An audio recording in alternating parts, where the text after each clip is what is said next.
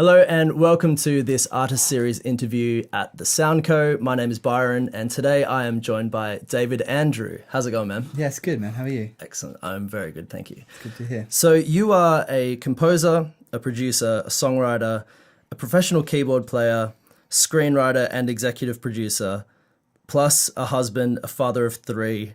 Is there anything that you can't do? I haven't mastered a lentil soup yet. I'm working on that one. How's the progression? It's not good. No. I mean, I play keys. Okay. It's what I do for a living. Basically, what I would love to ask you is just about your experience in the music industry. Sure. You can tell our viewers and the viewers who are producers and engineers and maybe songwriters and composers themselves, through your experience, any kind of tips that you can give them. When did you decide that music was your full-time job? I think it was when I figured out that I was fairly rubbish at everything else, which was pretty early on. My dad was a drummer, and I came from a pretty musical family, and Okay. it was kind of what I wanted to do from a very early age. And I just kind of found that music was fun. It was something I enjoyed doing. It was something I enjoyed applying myself to, and so finished school going like, this is what I want to do. I worked in a bank, which was like. Wow. Horrible, Yeah, and solidified the fact that I probably should just be a musician. Wow. So Yeah. when that point came of, that's it, I've had enough banking, music is my gig. Yeah. How did the transition look from full-time job and secure salary Yeah. to now I have no security of my income? Well, I was a student. I basically got out of high school and then kind of did a couple of odd jobs. Found myself in that job in a bank. Selling and working with health insurance claims and stuff like that. So it was kind of like, Wow. what am I doing with my life? Yeah. So it was that period before I'd kind of done any tertiary education. Ta-da. So it was one of these things where I was like, well, this is kind of what I'm doing. And then went off to study music in Sydney. Yeah. And that was really where I went and applied myself there. Yeah. And then started to get into the scene. And so it wasn't like, here I've got everything set in life. It was like I was young. I didn't have anything. I didn't know what I was doing. Yeah. Still don't, but kind of like was moving in that direction. So I didn't have that many expectations placed on me rather than like, leaving a full-time job For sure. now and Yeah. then jumping into So into how music. did the early days look in that transition and going full-time music? Yeah. Oh, well, I mean, I started playing in a covers band. I started playing in a Van Morrison's covers band with some of the nicest people you'll ever meet. Wow. And incredible musicians just out there slogging away doing like the covers scene out at like Rudy Hill RSL and these incredible places. Yeah. But there's so much that I learned within that season and so much that I learned from those guys. About work ethic and about just being at the gig and not being a horrible person and like, putting away your phone, hanging out, talking to people, all this kind of stuff that Cool. has really helped me instead. So did that for a while and then started to get involved in bands and as I started to become a better player, I was able to be used more and more around town. Yeah. And more phone calls, more gigs start Yeah, kind yeah. of coming in, you build a reputation, right? Yeah, it was a really slow process for me because I didn't kind of do the traditional, all right, I've done, music college and now I've gotten all these calls. I just started to get in the scene and started to work away and yeah, it's what I do. You wear many different creative hats. You can do many different roles in the creative industry. How do you juggle these effectively? And furthermore, how do you bring focus to see a project through to completion? Well, I think that's the only thing that we can do is being a creative in today's economy means that you need to be, you're working in a studio, you need to be a marketing guru, you need to be a recording engineer, you need to be a producer, you need to be a great musician, you need to like know how to work in artist relations, all of those things. You've got to have your head around all of those things to work really well. And so I think that embracing the fact that this is what we do now.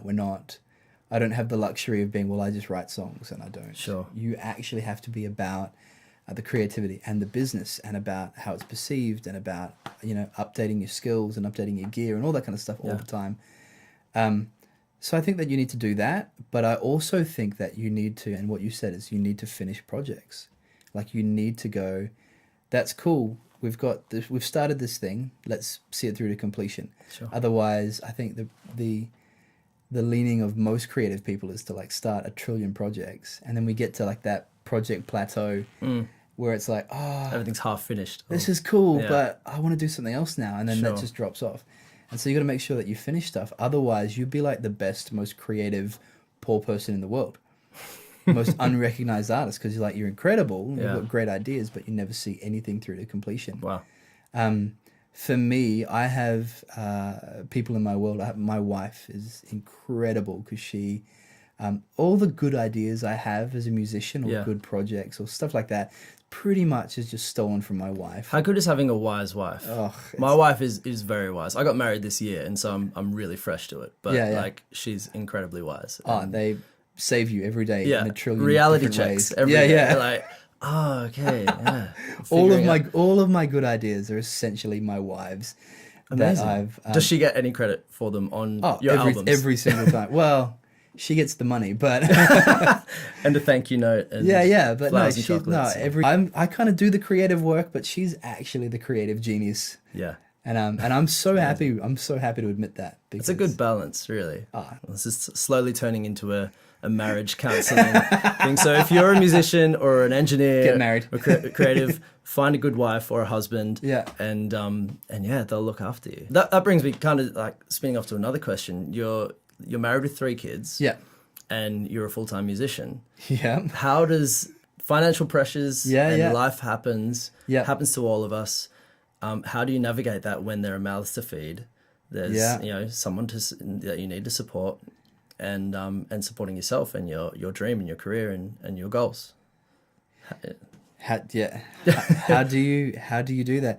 I think if anyone knows, please write it in the comments. Write in. Tell us. We'd love to hear from you.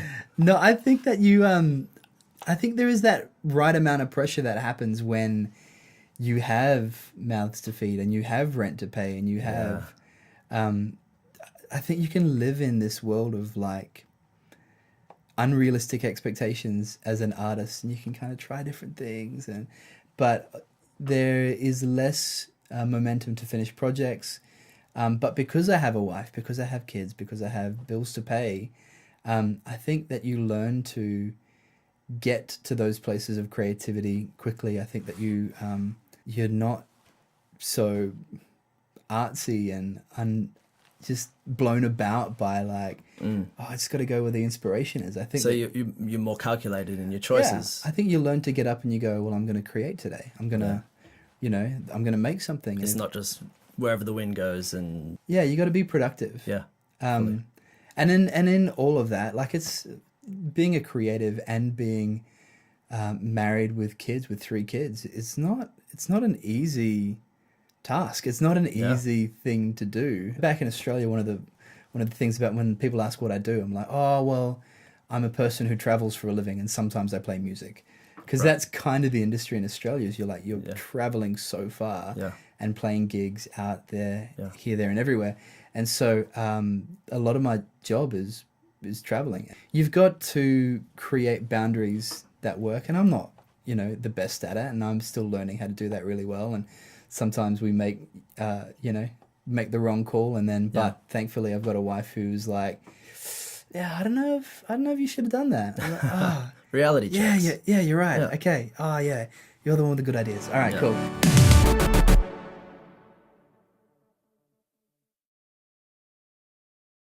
Sit down and just write write what comes to me, and try and write with as little as an agenda as humanly possible. One of the recurring lessons that I have to learning to back yourself.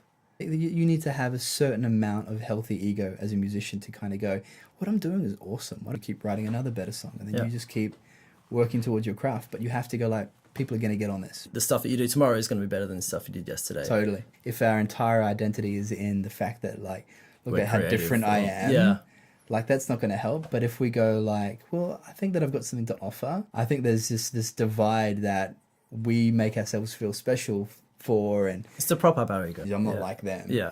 But we're all actually creative.